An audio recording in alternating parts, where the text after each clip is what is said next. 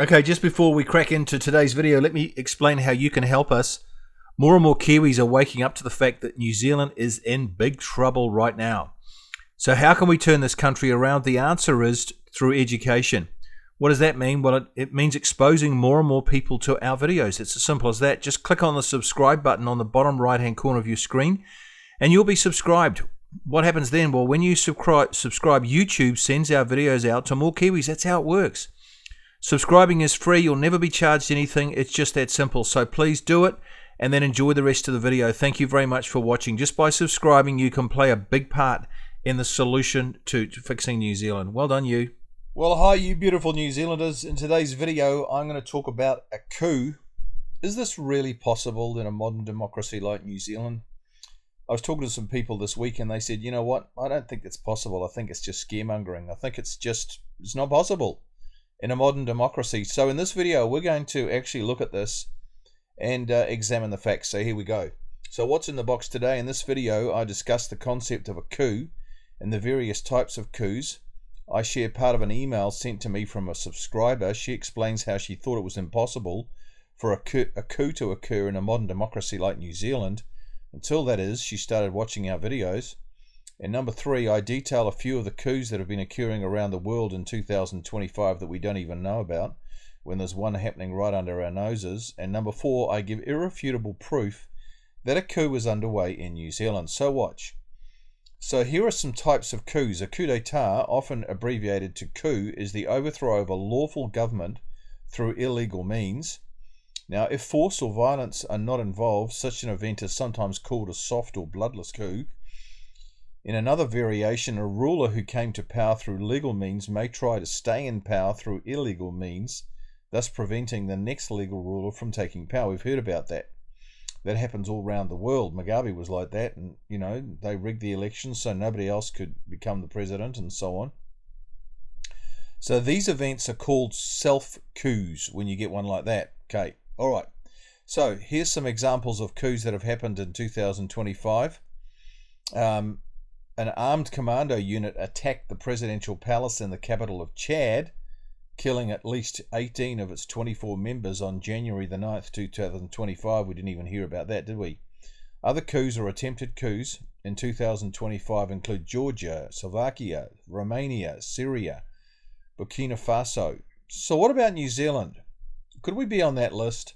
Should we be on that list? Well, I wonder. Here we go.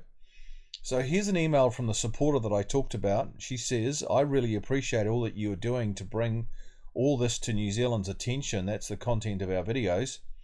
And understand what is going on, she says. You're doing a fab job. It's a huge issue. One that I did not realize was going on to this extent, she says. I believe most Kiwis don't know. Well, she's 100% right about that. It's radical. In your latest video with the woman talking about owning the country, I was utterly shocked to be listening to that. Well, what video is she talking about? Here is the video our supporter is talking about. So we're going to replay this again so we all know what she's on about. So watch. We own this country. This is Ngāpuhi's response to you. He Wakaputanga makes Maori the owners. We don't have to ask permission from anybody.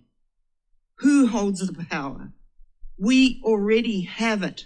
We do not have to have this meeting, but we recommend we function through the tribunal so the Crown entity will know we understand where our power is.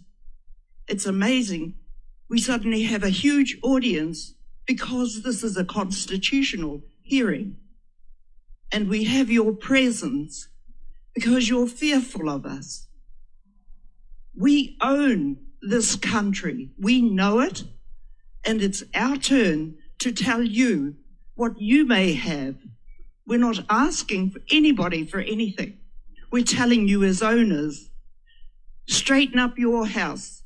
Ours has been standing since we landed here. We're not Chinese. You get your house in order and come to us, and we'll see if we accept your proposals, not the other way around. You have a majority standing by vote. We have He Wakaputanga, which is ownership. recognised internationally. Do not falter, Ngāpuhi. We are the owners who hold it for Aotearoa. Remember, we have the whole of Māoridom, not just our little patch. And when you come to negotiate, remember you are the owners. They're coming to ask us what they can share, and we will distribute what we consider you may have. We may not want you as partners. And as the possessor of ownership of Aotearoa, come to us with your proposal of what we can give you. We're not going to give you the land you're sitting on illegitimately. And we're not going to recognise the house that issues our proctors for us. We have our own whare noho. This is the first time Ngāpuhi is serving notice to you. Come to us with your house. Do not invite us into any sort of arrangement because we already have a whare for Māori. Not just Ngāpuhi Nui Tonu, Māori Aotearoa, and we stretch over Aotearoa as Waitaha. Bear in mind, it's our possessions you have all been using illegitimately. We have been aware of your theft. There's no easier word for it. So be aware when you come to us. We know how you function. We also know how we function. Okay, so that video was shot in Kaikoui, as my understanding has it, 2024.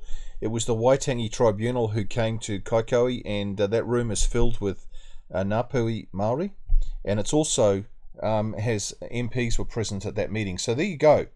That's straight from the horse's mouth, as it were. So let's keep moving. So here's more of the email from our supporter.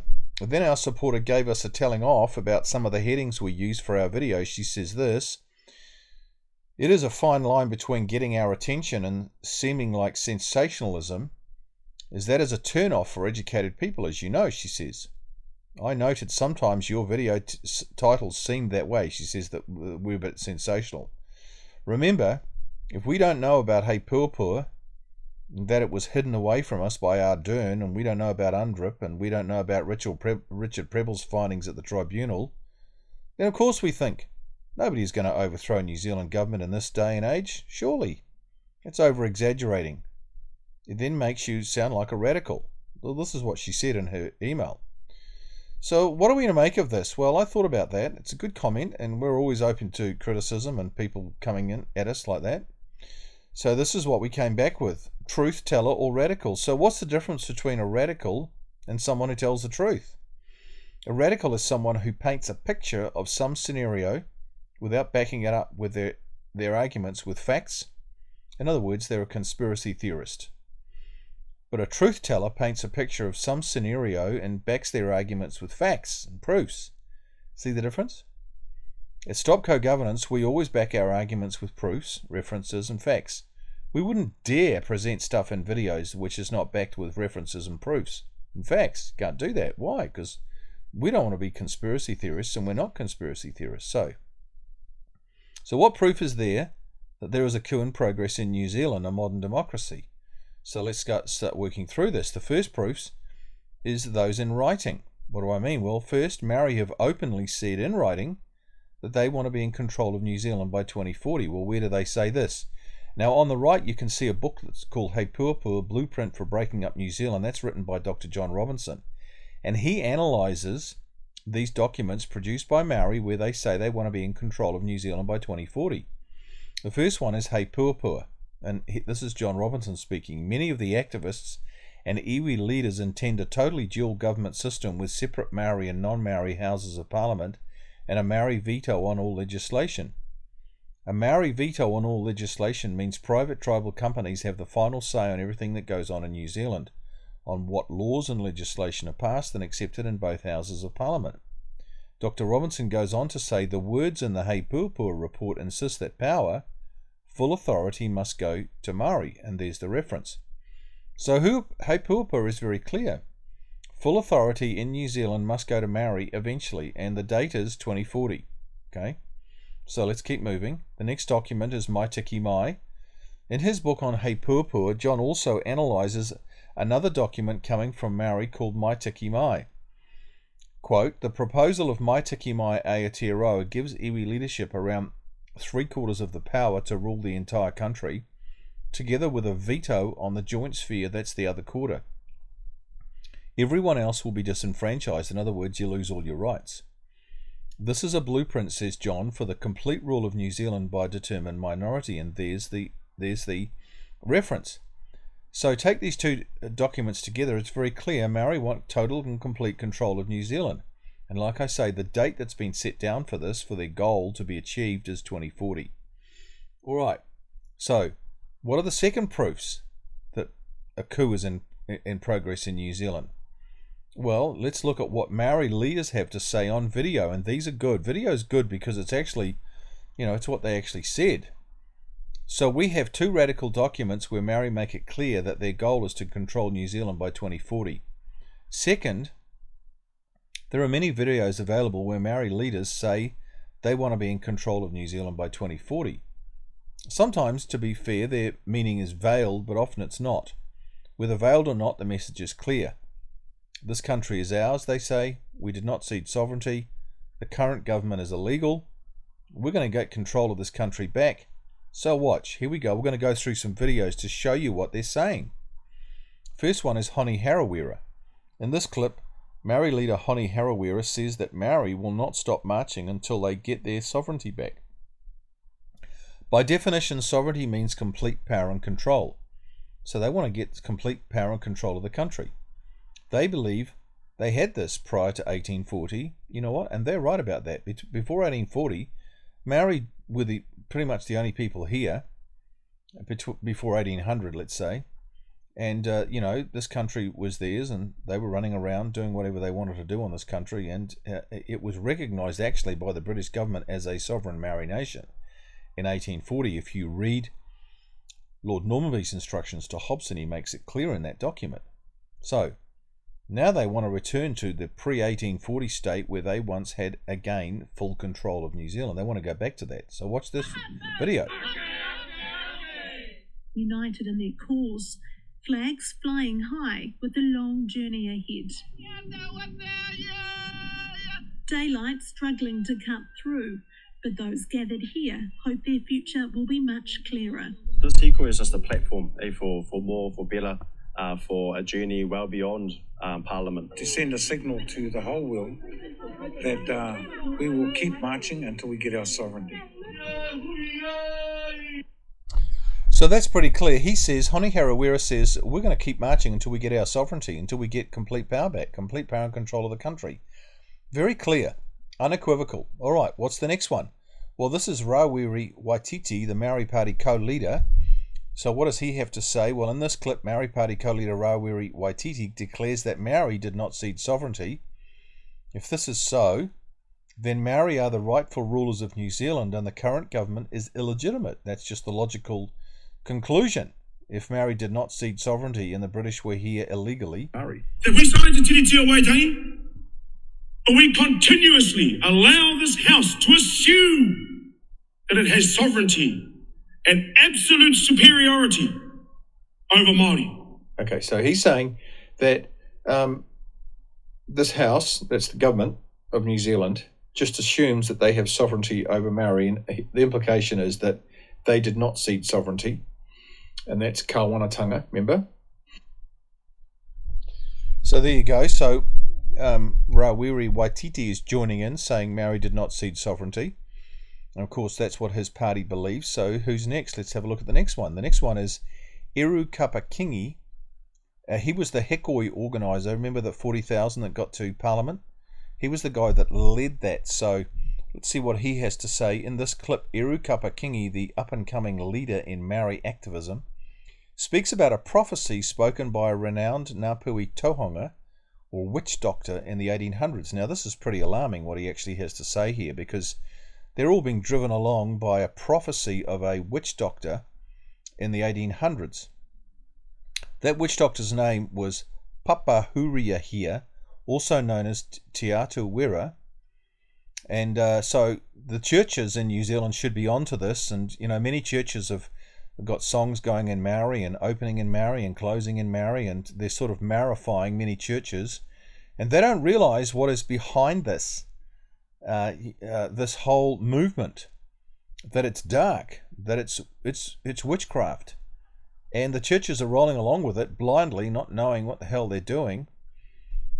He is said to have possessed, this is the Maori prophet Papahuria here, he is said to have possessed strange powers, including the ability to cover vast distances in an instant. That's his astral travel, also known as teleporting or spiritual travel or trans-relocation or bilocation and so on.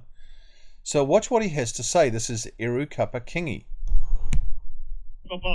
And to me, this is our generation reclaiming our truth and stepping into our role as te reanga o te tika o te pono, te reanga o te luarau tau. One of the great tohunga tupuna of Ngāpuhi, Te Atua Wera, or Papa Huri here, as he was known, prophesied that 200 years after the signing of Te Tiriti o Waitangi, ka arake o te pono ki te haka tika tika I ngā mea katoa. He prophesied that 200 years after the signing of Te Tiriti, the truth will rise to bring justice to everything.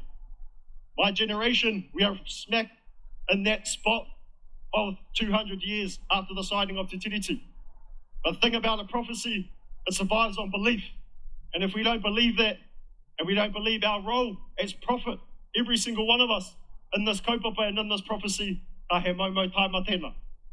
There's no one person that will lead us to our liberation. There's no one person that will lead us to our salvation. So what really struck me about that, what Eru was saying, is that it's got very heavy religious overtones. Salvation, lead us to our liberation, and we're all to be prophets. And so this is taking on or morphing into a religious movement based on a prophecy by a witch doctor in the 1800s. I mean, if that's not alarming for the church, then, you know, the church must be dead. Anyway, let's keep moving to see what's going on here. Oh, by the way, there's the reference to this Ngāpuhi Tohunga or witch doctor. You can see that. If you get that reference, you can read all about this witch doctor and what he was doing in Northland after 1840 and even before 1840. So that's pretty revealing, pretty hair-raising. So let's keep going. Here's another clip from Kapa KINGI.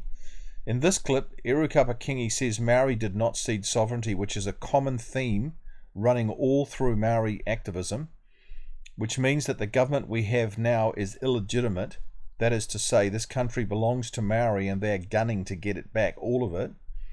Eru goes on to urge young Maori to believe the same untruth, that is, that Maori did not cede sovereignty, with everything within them.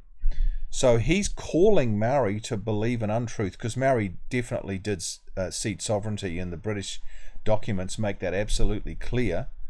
But Kapa KINGI is urging Maori to believe this lie with everything within them. Watch. He finishes by saying that the colonists have deliberately hidden this truth from Maori. So he's saying that the colonists, that's us, that we've hidden this so-called truth that Maori did not cede sovereignty from Maori for all these years. So watch this.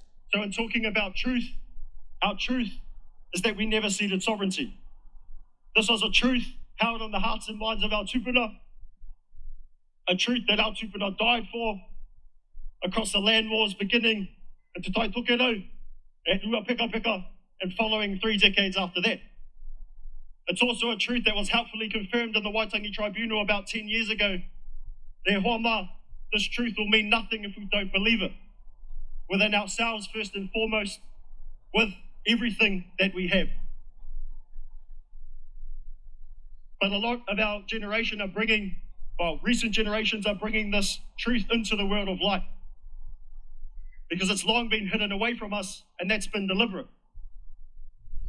Okay, so there you go. So he says that the Waitangi Tribunal said Maori did not cede sovereignty 10 years ago. He's actually got that wrong. The Waitangi Tribunal actually said the exact opposite, that they are satisfied that Maori did cede sovereignty. But lately, the Waitangi Tribunal, which Richard Prebble was part of, have just come out and said they don't believe Maori ceded sovereignty, so they've changed their mind. Anyway, the issue here is that Kapa KINGI is urging young people to take on board the idea that Maori did not cede sovereignty. In other words, he's spreading a lie. And of course the theory is, and this goes back to Nazi Germany, the theory is that if you keep saying a lie often enough, then people start to believe it, and that's what they are doing. So let's keep moving. He has some more to say. Here he is again. In this clip, he says that all New Zealanders must be taught the truth, inverted commas, about the Declaration of Independence 1835 and the truth, inverted commas, about the treaty, which for Eru is that the Maori did not cede sovereignty. If non-Maori New Zealanders do not acknowledge these so-called truths, then their passports will be revoked. So being a New Zealand citizen is going to depend on whether you believe Maori ceded sovereignty or not. If you don't believe that, then you're bye-bye.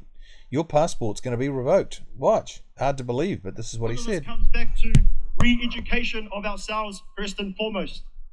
Ti hei he hakaputanga.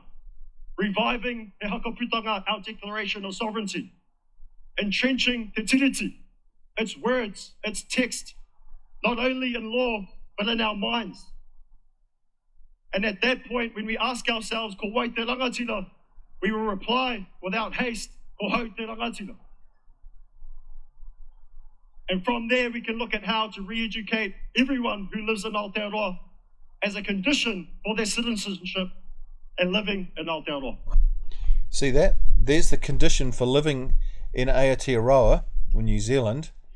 Here's the condition for your citizenship. You must believe that Maori did not cede sovereignty. And if you don't believe that, if you turn on that, then your passport's going to be revoked. Your citizenship is over.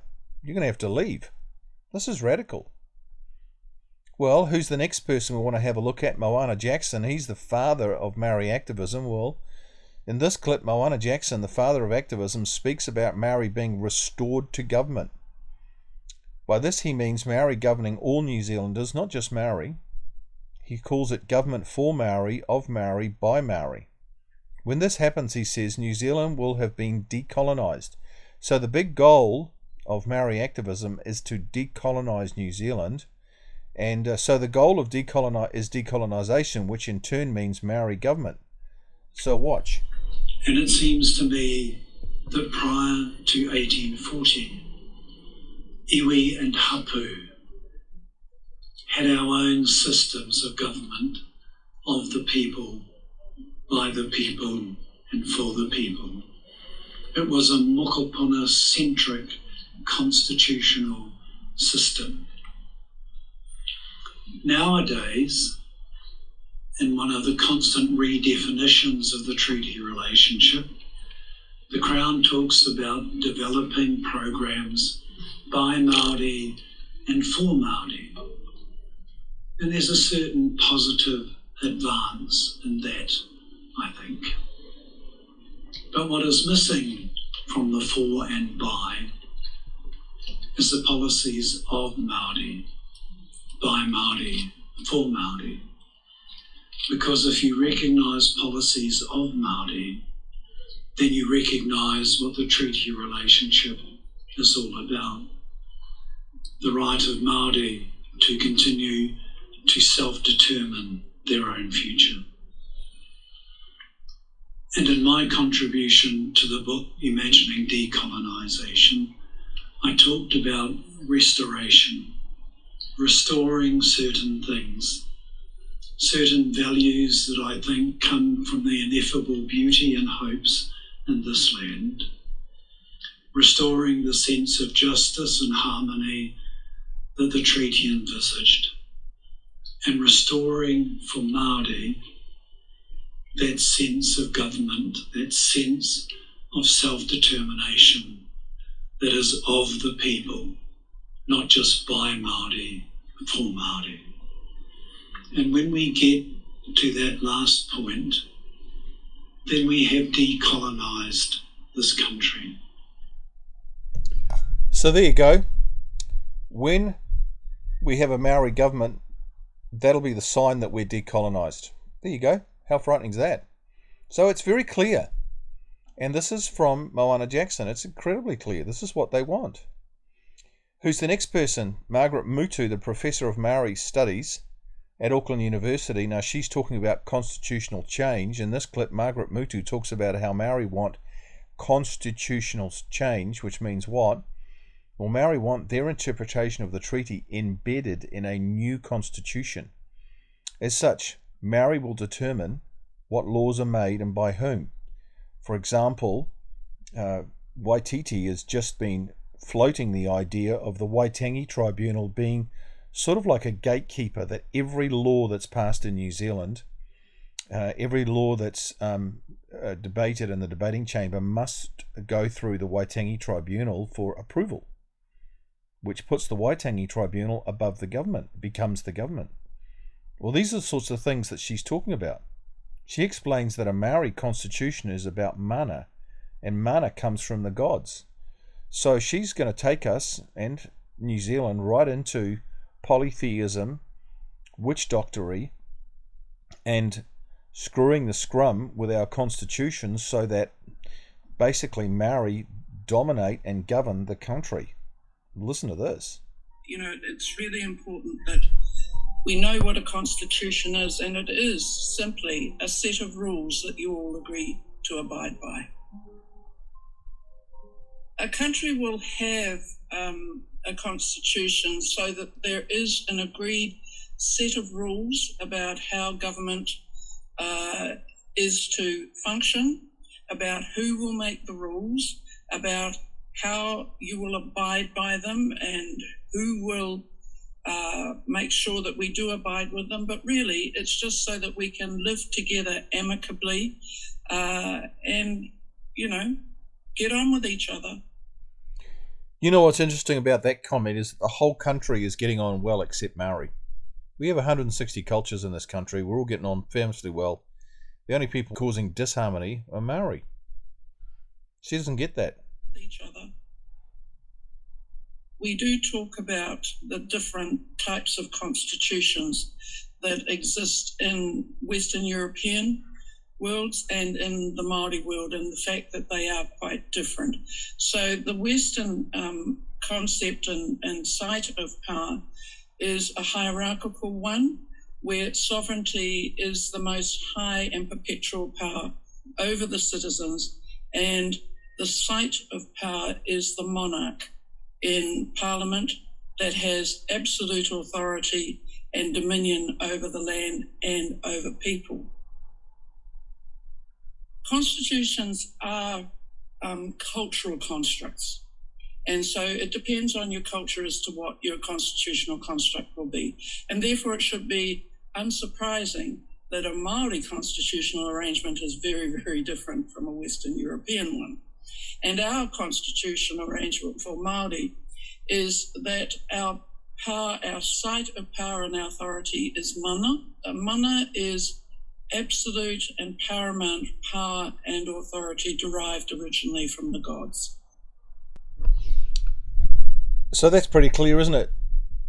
Absolute authority and power derived from the gods. This is what Maori want in New Zealand for our country. There it is. And by the way, Margaret MUTU is the chairperson of the Iwi Chairs Forum, which is a forum that exists in New Zealand with all the leaders of Maoridom get together, and she's the chairperson of that. So there you go. It's all out there, isn't it? So let's put the facts together.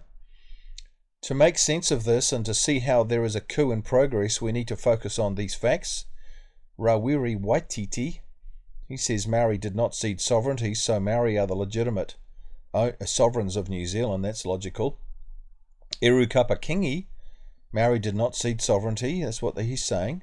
Maori are being guided towards 2040 by a 200-year-old prophecy predicting they will have New Zealand back in control by 2040. He goes on to say all the people of New Zealand will be educated, inverted commas, about the activist view of the Declaration of Independence 1835 and the treaty, and if they don't take on board these activist views, their passports will be revoked. So your citizenship will depend on what you say and what you believe. Then there's Moana Jackson. When Maori are the government, then decolonisation will have been completed.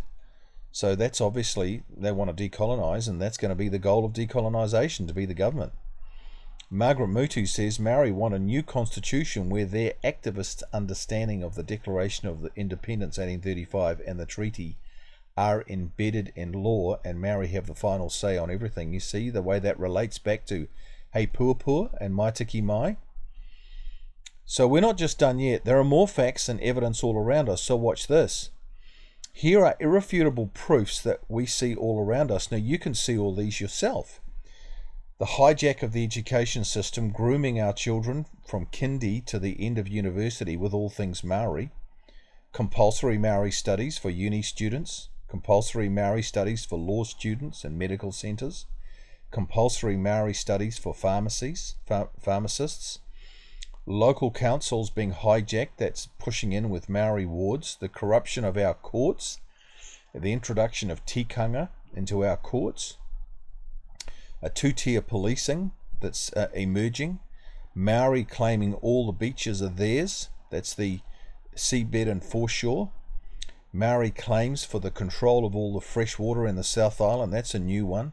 Tikanga being made law in New Zealand. The existence of the corrupt and the activist Waitangi Tribunal.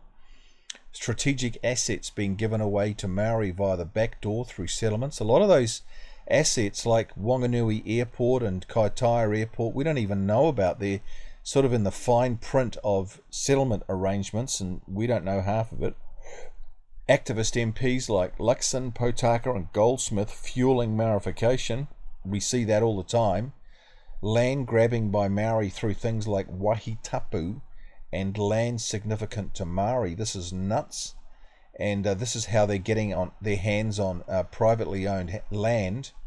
David Longy said that should never happen, but it is happening. My land is one of those examples of land being taken off somebody through a wahi tapu status being slapped on the land. Then we see Maori only fishing areas. Then we see the media corruption promoting all things Maori. Now all of these are sort of like markers. They are like lights that are flashing.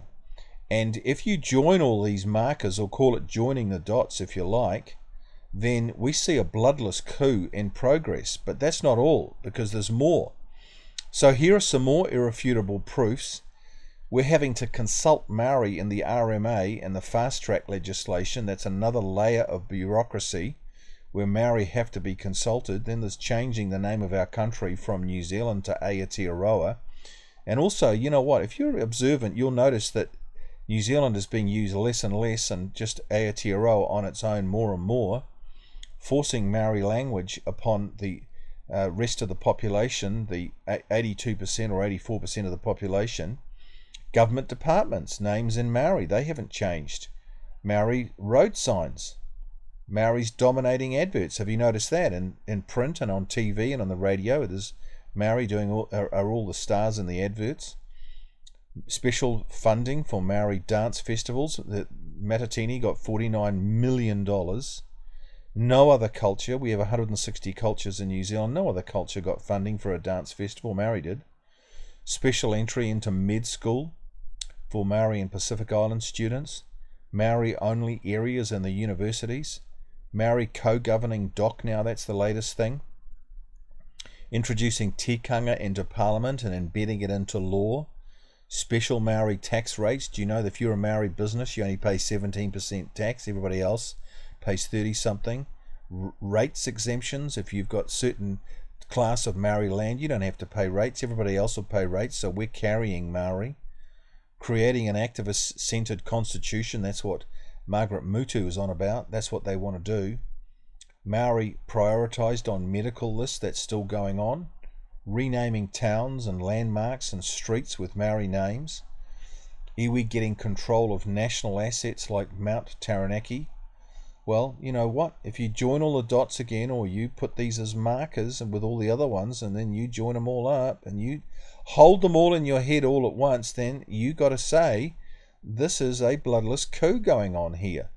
These are markers. These are truthful, irrefutable proofs that we can all see all around us if you've got your eyes open. So what's happening here? Well, I've called this the creation of a monster. Over the past 50 years, Maori activists have created a monster with 1,000 heads and 10,000 tentacles. There is not one area of our society which has not felt the intrusion of a Maorification tentacle. Come on, you'll know about this. If you've got your eyes open, watch. It's called infiltration. In military terms, it's the fifth column. What's that? Well, in ancient times, an army could only take a castle or a fortress from the north, east, south, or west. There's no such things as aeroplanes or helicopters back then, right? So you've only got those four options. So it's four ways of getting into a castle. Then came the idea of infiltrating the castle, pretending to be one of the residents. This is the fifth way of getting in. Hence the name the fifth column. Once inside, they could destroy their enemy from within. See?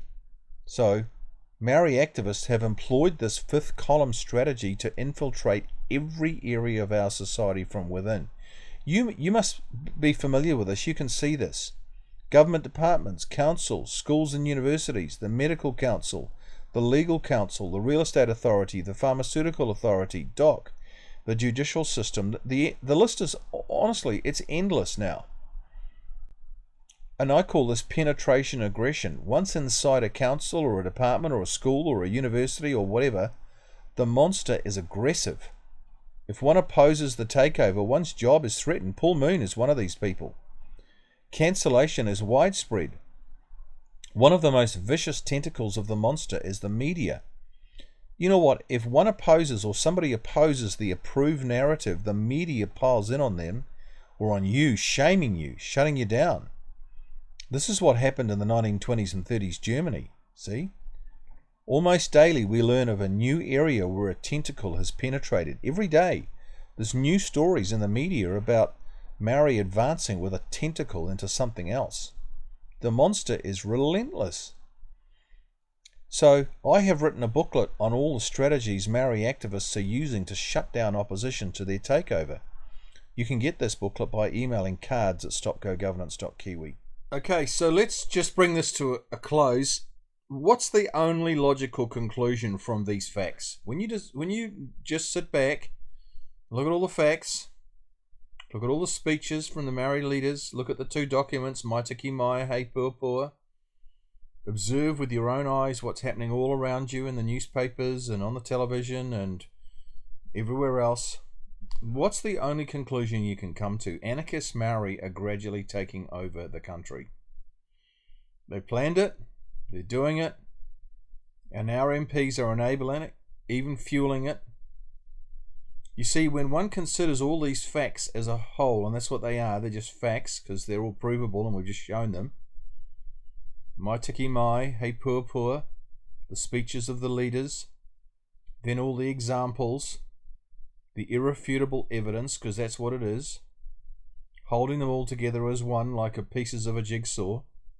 A clear picture emerges of a coup in progress, because that's what a jigsaw is about. You put all the pieces together and you go, oh my goodness, there's the picture. That's what it's all about. And when you do that with all these facts and all these proofs, there's only one conclusion. There's a coup in progress in New Zealand. Yes, in a modern democracy like New Zealand. So the lady actually was wrong. You can have a modern democracy where a coup is actually happening. And yes, we the taxpayer are funding it all. We're funding the media to empower the activists through the $55 million Public Interest Journalism Fund. We pay the legal fees of Maori when they take the government to court. When we want to take the government to court, we have to pay. We pay all the costs associated with the Waitangi Tribunal, even though we know they're screwing us over. Maori received $800 million in the last budget. No other cultural group got that. All that did was fill up their war chest, empowering the coup, putting fuel in their tank. We pay them to brainwash us with their language. We fund their language development, which grooms the whole population, getting it ready for 2040. We pay for all their brochures and posters and comics in schools, their seminars, all enabling them to advertise their treaty falsehoods. That is to say, we're paying them to dupe the population. You know what? It's really like this. We are like the frogs in the pot. You've heard of that story. There they are.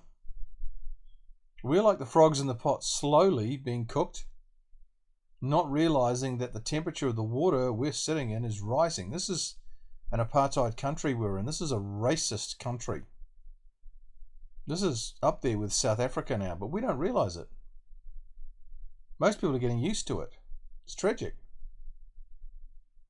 The frogs don't realize it, but eventually they're going to be boiled to death. You know that. This is what a bloodless coup is like. You don't realize it's happening until it's too late. Until you're cooked. If what is happening today in New Zealand was happening in 1860, this would be viewed by the government as treason, high treason. All those who are involved would be locked up and charged. That's how it is. So what's really happening here? The answer? What Maori activists are up to is the greatest breach of the treaty that we've seen since 1840. It's the activists who are breaking the treaty massively. And that's the truth. Okay guys, that's enough for today's video. Thank you so much for watching. Now we need your help with something. This is important. We have produced some great flyers and brochures which we want to get into the hands of all New Zealanders. So we need to go around the mainstream media. They're not going to help. In fact, they're making things a lot worse. So we have to go around them.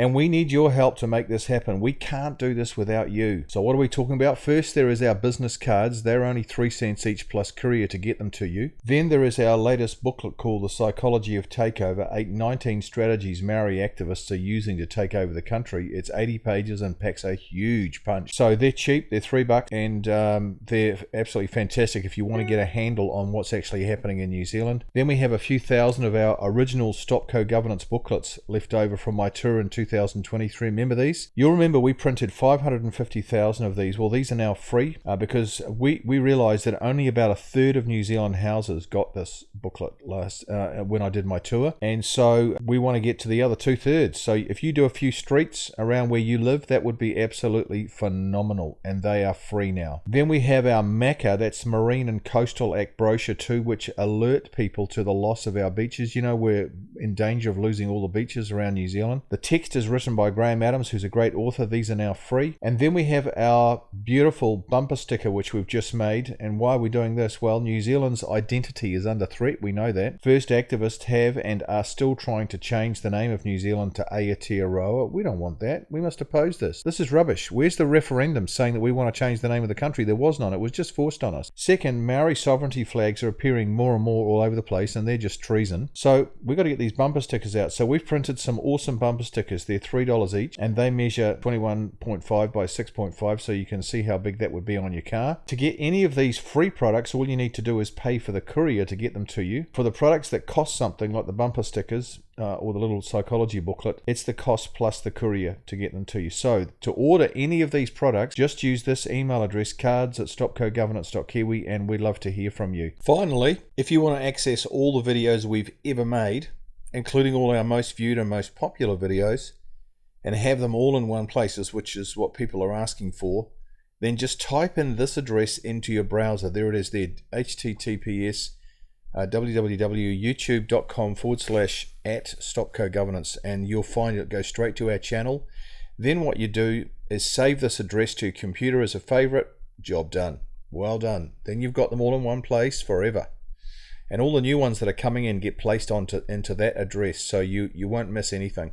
Okay, last thing, please, oh please, don't forget to subscribe. When you subscribe, you'll get the latest videos straight into your inbox. You'll never miss a video, which is great. You'll link up with like-minded people all over New Zealand, and that's very, very stimulating to have meet up with all these people who think like you. You'll be telling YouTube, I like these videos, and they will respond by advertising our videos to more Kiwis for free. It's incredible what they do, but it just relies on you replying to comments and making comments and liking things and sharing things and activity. That's what it is. It's just activity on our channel. And turning New Zealand around is simply a matter of reaching more Kiwis with the truth. So just click on the subscribe button on the bottom right hand side of your screen. The little yellow arrow is showing you where it is, and you'll be subscribed. Okay, see you next time. You guys are awesome.